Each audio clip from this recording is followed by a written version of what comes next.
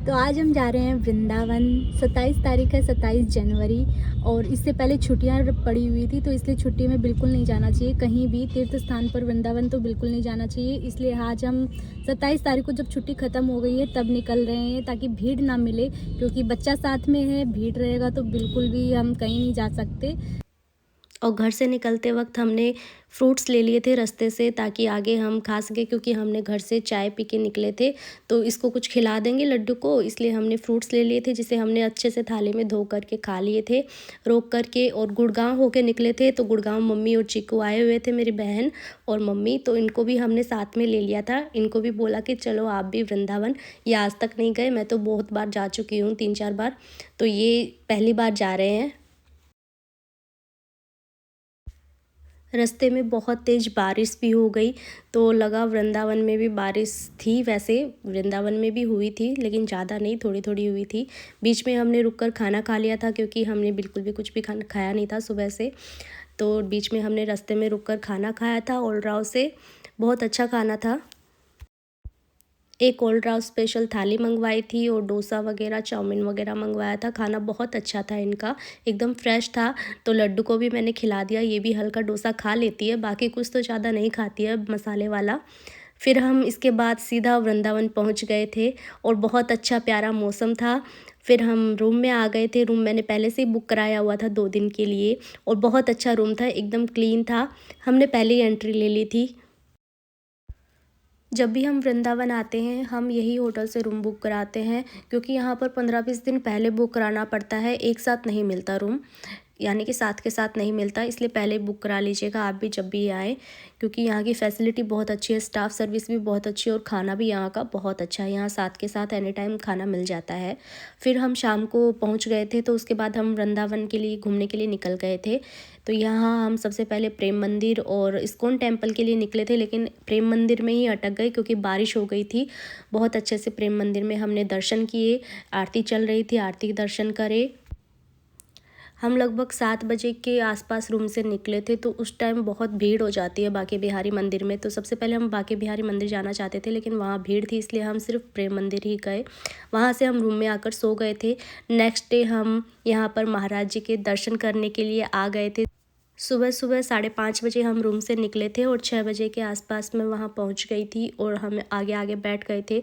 आगे आगे बहुत अच्छे से दर्शन हो जाते हैं। और यहाँ पर पानी भरा हुआ था, और महाराज जी के सभी शीशे, यहाँ से सारा पानी, सारे कंकड़ पत्थर सब कुछ एकदम अच्छे से साफ़ कर देते हैं मिनटों में ही। महाराज जी के आने से जस्ट पहले पहले ये सारे काम कर लेते हैं। बारिश की वजह से जगह जगह पानी भरा हुआ था, लेकिन ये सारा साफ़ कर देंगे, लगेगा नहीं कि यहाँ पर बारिश भी हुई हुई है। एकदम अच्छे से ये कारपेट बिछा करके उसके ऊपर भी झाड़ू लगाकर एकदम अच्छा क्लीन कर देते हैं ये थोड़ी देर में ही। और तो कुछ ही देर बाद जब महाराज जी आते हैं, तो बस पूछो ही मत, पूरा वृंदावन आना सफल हो जाता है।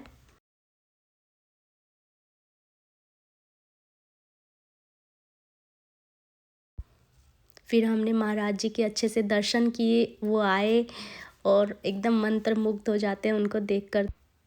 आप सब भी मेरे गुरुदेव भगवान का दर्शन कर लो, और अगर आप अभी तक वृंदावन नहीं आए हो तो एक बार अपनी लाइफ में ज़रूर आओ।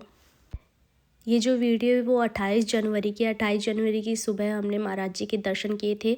मैं तो एकांतिक दर्शन भी करना चाहती थी, लेकिन बच्चे होने की वजह से एकांतिक दर्शन के लिए हम नहीं जा सकते, क्योंकि एक दिन पहले रात को पूरी रात बैठना पड़ता है, और इसको छोड़कर मैं जा भी नहीं सकती, ये मेरे बिना नहीं रहेगी।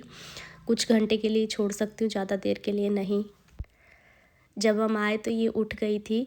फिर हम नहा धोकर बिहारी जी के दर्शन करने के लिए निकल गए थे।